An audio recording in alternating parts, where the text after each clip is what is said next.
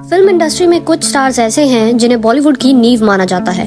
50s के famous director और actor Gurudatt का नाम भी इन स्टार्स में शामिल है। वो सिर्फ 39 साल के थे जब उनकी डेथ हुई। गुरुदत्त की मौत एक पहेली बनकर रह गई। इस वीडियो में हम नजर डालेंगे कि आखिर उनकी मौत एक सुसाइड थी या फिर गलती से स्लीपिंग पिल्स की ओवरडोज लेने की वजह से उनकी डेथ हुई। लेकिन उससे पहले हम बात करेंगे उनकी जिंदगी के बारे में। 9 जुलाई 1925 कर्नाटक की एक ब्राह्मण फैमिली में उनका जन्म हुआ। उनके पिता हेडमास्टर थे तो उनकी माँ एक टीचर थी। गुरुदत्त का बचपन कोलकाता में बीता, जिसकी वजह से वो बहुत अच्छी बंगाली बोलते थे। एक जमाने में वो कोरियोग्राफर भी रहे। उदय शंकर डांस एकेडमी में उन्होंने ट्रेनिंग ली और कुछ वक्त के लिए वहाँ पे काम किया। एकेडमी की किसी फीमेल कोरियोग्राफर के साथ रिलेशनशिप की वजह से उन्हें एकेडमी से निकाल दिया गया था। 2 साल बाद 1944 में टेलीफोन ऑपरेटर का काम मिला, लेकिन जल्दी ही इस काम से भी मन ऊब गया और वो बॉम्बे चले गए अपने माँ बाप के पास।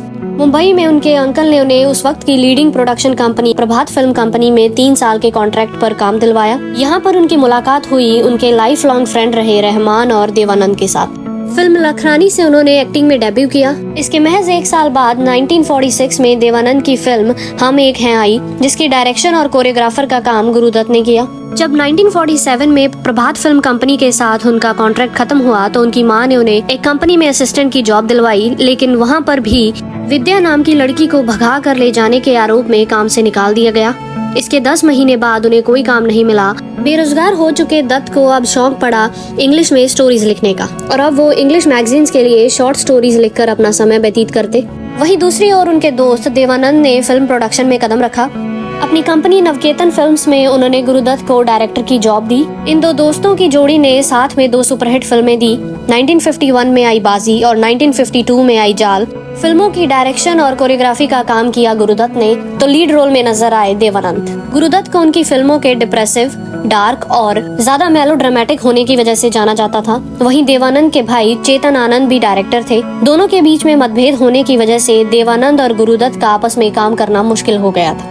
इस मतभेद के चलते गुरुदत्त ने खुद की टीम बनाई। गुरुदत्त की इस टीम में लेजेंडरी एक्टर्स, डायरेक्टर्स और राइटर्स शामिल थे। जॉनी वॉकर, राज खोसला, वहीदा रहमान, अबरार अलवी इस टीम के कुछ जाने माने चेहरे थे जिन्हें गुरुदत्त ने लॉन्च किया था। इस टीम ने अगले 5 सालों तक यानी कि 1957 तक 5 फिल्में बनाई, जिसमें से 3 फिल्मों में गुरुदत्त ने लीड एक्टर का काम किया। ये 5 ही फिल्में सुपरहिट रही, लेकिन ये सक्सेस कुछ दिनों की मेहमान थी। 1959 में फिल्म कागज के फूल से उनके करियर का काला दौर शुरू हो गया। इस फिल्म की वजह से उन्हें 17 करोड़ का लॉस हुआ। इसके बाद उन्होंने 2 और सुपरहिट फिल्में बनाई, 14वीं का चांद और साहिब बीबी और गुलाम।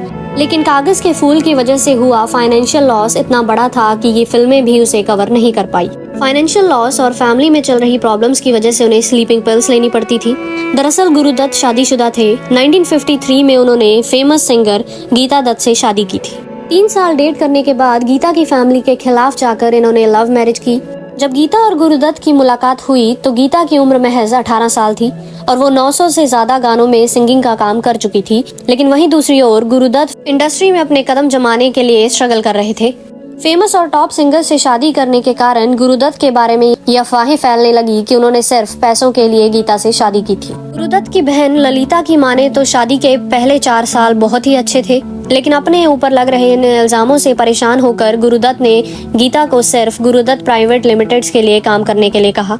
हालांकि इसके बाद इस जोड़ी ने बहुत सारी फिल्मों में हिट सॉन्ग्स दिए, जैसे कि Baazi, Aar Paar, mister and missus 55, CID, प्यासा। लेकिन दूसरे बैनर्स में काम करने की गीता की इच्छा और गुरुदत्त का काम में बिजी रहने की वजह से फैमिली को टाइम ना दे पाने के कारण गुरुदत्त और गीता दत्त में दूरियां बढ़ने लगी। और जब भी कभी इन दोनों के बीच में झगड़ा होता तो गीता दत्त घर छोड़कर बच्चों को लेकर अपने माँ बाप के पास चली जाती।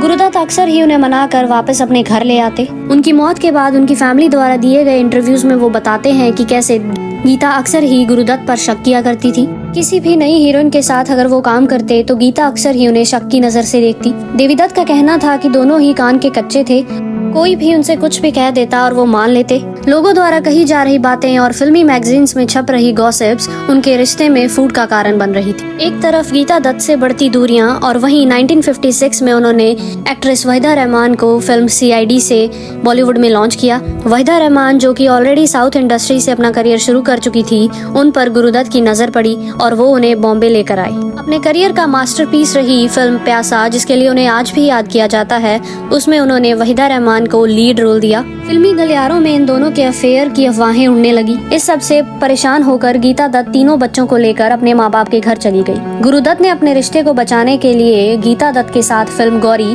जो कि उस वक्त की इंडिया की सबसे पहली सिनेमास्कोपिक फिल्म बनने वाली थी, पर काम शुरू किया। लेकिन कहते हैं कि इन दोनों के बीच में इतनी फूट पड़ चुकी थी कि फिल्म की शूटिंग को भी 2 दिन ही हुए थे कि शूटिंग को बंद करना पड़ा, क्योंकि अक्सर ही ये दोनों सेट पर झगड़ते रहते। फिल्म गौरी को लेकर सिनेमास्कोप का जो उनका सपना था, उसे उन्होंने 1959 में वहीदा रहमान के साथ फिल्म कागज के फूल से पूरा तो किया, लेकिन फिल्म फ्लॉप हो जाने के कारण जो उन्हें फाइनेंशियल लॉस हुआ, उसकी वजह से वो डिप्रेशन में जाने लगे। खबरों की माने तो उनके डिप्रेशन और एंजाइटी और साथ में वहीदा रहमान को लेकर पोजेसिव नेचर की वजह से वहीदा ने उन्हें छोड़ दिया।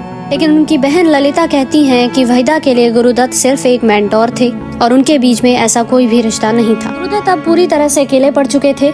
आइए अब नजर डालते हैं उनकी डेथ से एक दिन पहले हुई घटनाओं पर। अक्टूबर 9, 1964 उनके अकाउंटेंट उन्हें आकर बताते हैं कि किसी भी वक्त आईटी डिपार्टमेंट की रेड उनके घर पर पड़ सकती है और उनके स्टूडियो, ऑफिस और घर को सील किया जा सकता है, क्योंकि 2 साल हो चुके थे और उन्होंने टैक्स पे नहीं किया था। उसी शाम उनके करीबी दोस्त और उनकी ज्यादातर फिल्मों के स्क्रिप्ट राइटर अबरार अलवी उनके घर पहुंचते हैं फिल्म बहारें फिर भी आएंगी की स्क्रिप्ट डिस्कस करने के लिए। 10 Years with गुरु दत्त में अबरार अलवी बताते हैं कि जब वो घर पहुंचते हैं तो देखते हैं कि गुरु दत्त पूरी तरह से नशे में धुत थे। जब उन्होंने इसका कारण पूछा तो गुरु दत्त ने कोई भी जवाब नहीं दिया। अबरार अलवी ने खाना खाया, लेकिन गुरु दत्त सिर्फ शराब पीते रहे। रात के 1 बजे तक अबरार अलवी अपने दोस्त के पास रहे, लेकिन उसके बाद गुरु दत्त ने उनसे कहा कि वो सोना चाहते हैं। अबरार अपने घर चले गए और उसके बाद रात के 3 बजे उन्होंने उनके सर्वेंट रतन से विस्की की बोतल मांगी, जिसे लेकर वो अपने कमरे में चले गए। सुबह हुई तो उनके सर्वेंट्स को लगा कि शायद लेट सोने की वजह से वो अब तक सो रहे हैं, तो उन्हें किसी ने डिस्टर्ब नहीं किया। लेकिन गीता दत्त उन्हें बार बार फोन कर रही थी और वो जवाब नहीं दे रहे थे। 10:30 बजे गीता के कहने पर घर के नौकरों ने दरवाजा तोड़ा और वो देखते हैं कि गुरु दत्त बिस्तर पर लेटे हुए थे और उनके पास एक पिंक कलर के लिक्विड की बोतल पड़ी थी। एक हार्ड वर्किंग आर्टिस्ट ने इस दुनिया को अलविदा कह दिया था। फिल्म इंडस्ट्री में ये बात हर कोई जानता था कि इसके पहले भी गुरु दत्त ऐसी कोशिश कर चुके थे, तो सबका मानना यही था कि कहीं ना कहीं शायद उन्होंने अपनी जिंदगी खुद ही खत्म की। उनकी बहन ललिता और उनके भाई देवी दत्त इस बात से हमेशा ही इनकार करते रहे। उनका कहना था कि गुरु दत्त स्लीपिंग पिल्स लेते थे और शायद उस रात उन्होंने खाना नहीं खाया और खाली पेट स्लीपिंग पिल्स लेने की वजह से उनकी डेथ हुई। गुरु दत्त के जाने का सदमा इतना बड़ा था कि गीता दत्त उससे कभी बाहर ही नहीं निकल पाई और 1972 में उनकी भी डेथ हो गई लिवर सिरोसिस की वजह से। और उनकी लास्ट फिल्म बहारें फिर भी आएंगी को पूरा किया धर्मेंद्र ने। तो ये थी कहानी एक ऐसे स्टार के बारे में जिसे फिल्म इंडस्ट्री ने शोहरत और पैसा सब कुछ दिया, लेकिन वो पूरी जिंदगी बेचैन रहा।